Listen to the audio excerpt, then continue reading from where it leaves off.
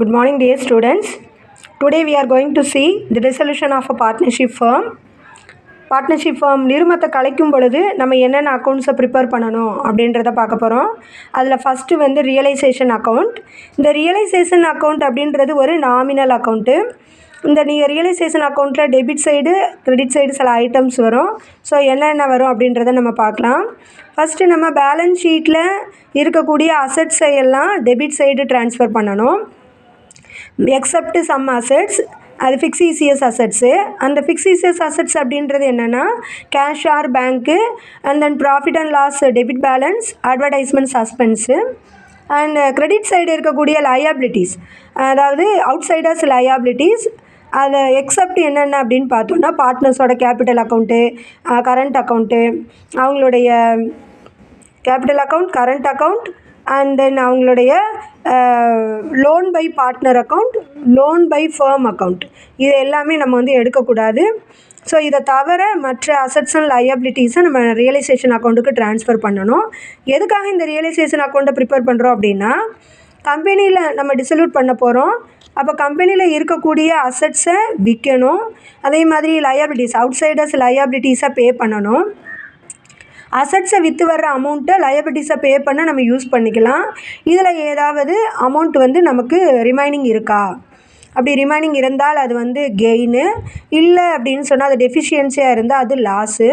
So அந்த அசட்ஸை லயபிலிட்டிஸை நம்ம take over பண்ணி அதை செட்டில்மெண்ட் பண்ணுறோம், லயபிலிட்டிஸை செட்டில்மெண்ட் பண்ணுறோம், அசட்ஸை ரியலைஸ் பண்ணுறோம். இதில் இருக்கக்கூடிய கெயின் ஆர் லாஸை கண்டுபிடிக்கிறதுக்காக நம்ம ப்ரிப்பேர் பண்ணுறது தான் ரியலைசேஷன் அக்கௌண்ட்டு.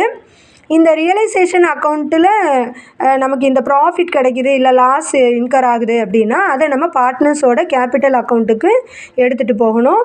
ஸோ அதுக்கு என்ட்ரிஸ் எழுதணும். சம்ஸ் வந்து எப்படி கேட்பாங்க அப்படின்னா, ப்ரிப்பேர் த ரியலைசேஷன் அக்கௌண்ட் அப்படின்னு கேட்கலாம். அப்படி இல்லைன்னா what are the Journal entries for the given transactions அப்படின்னு கேட்கலாம். ஸோ எப்படி வேணாலும் வரலாம். பட் டிசல்யூஷனில் இருந்து ஒரு சம் வரும். கண்டிப்பாக நீங்கள் வந்து இந்த சாப்டர்ஸில் இருந்து ஒரு 6 மார்க்கை எக்ஸ்பெக்ட் பண்ணலாம். அண்ட் தென் இப்போ நம்ம இந்த ரியலைசேஷன் அக்கௌண்ட்டுக்கு நம்ம என்னென்னலாம் நம்ம பண்ணணும், அதாவது அசட்ஸை என்ன பண்ணணும், லயபிலிட்டிஸை என்ன பண்ணணும் அப்படின்றத பார்க்கலாம்.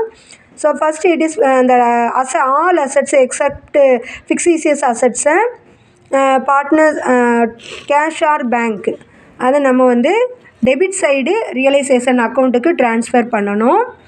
அடுத்தது ஃபிக்ஸீசியஸ் அசட்ஸை எடுக்கக்கூடாது, அது பார்ட்னர்ஸோட கேபிட்டல் அக்கௌண்ட்டுக்கு எடுக்கணும் debit side. All assets, all liabilities except loan by partners capital அக்கௌண்ட்டை பார்ட்னருடைய கிரெடிட்ஸ் கேபிட்டல் அக்கௌண்ட்டில் கிரெடிட் சைடு எடுக்கணும். அதுக்கு அடுத்தது amount realised on these assets, அமௌண்ட்டை ரியலைஸ் பண்ணோம் விற்றோம் அப்படின்னா அதை வந்து நம்ம கிரெடிட் சைடு எழுதணும். அன்ரெக்கார்டட் அசட்ஸை பார்ட்னர் வந்து எடுத்துக்கிறாங்க அப்படின்னா அதை நம்ம கிரெடிட் சைடு எழுதணும். அதே மாதிரி லயபிலிட்டிஸ் பெய்டு, லயபிலிட்டிஸை பே பண்ணால் அதை டெபிட் சைடு எழுதணும். அன்ரெக்கார்டட் லயபிலிட்டிஸை பே பண்ணுறாங்க, இல்லை அண்டர்டேக்கன் பை த பார்ட்னர் அப்படின்னாலும் அதை டெபிட் சைடு எழுதணும். அதே மாதிரி எக்ஸ்பென்சஸ் ஏதாவது இன்கர் பண்ணியிருக்காங்க அப்படின்னா அதை டெபிட் சைடு எழுதணும். ஏதாவது ஒரு பார்ட்னர் வந்து எடுத்துக்கிட்டாரு அப்படின்னாலும் அதை டெபிட் சைடு எழுதணும். இப்போ நம்ம கிரெடிட் சைடையும் டெபிட் சைடையும் டோட்டல் பண்ணி நம்ம பேலன்ஸ் என்ன அப்படின்றத கண்டுபிடிக்கணும். இந்த பேலன்ஸ் வந்து டெபிட் சைடு வந்தால் அது கெயினு, இந்த பேலன்ஸ் கிரெடிட் சைடு வந்தால் அது லாஸ். ஸோ இதோட இந்த ப்ராஃபிட் ஆர் லாஸை நம்ம வந்து பார்ட்னரோட கேபிட்டல் அக்கௌண்ட்டுக்கு ட்ரான்ஸ்ஃபர் பண்ணணும். தேங்க்யூ.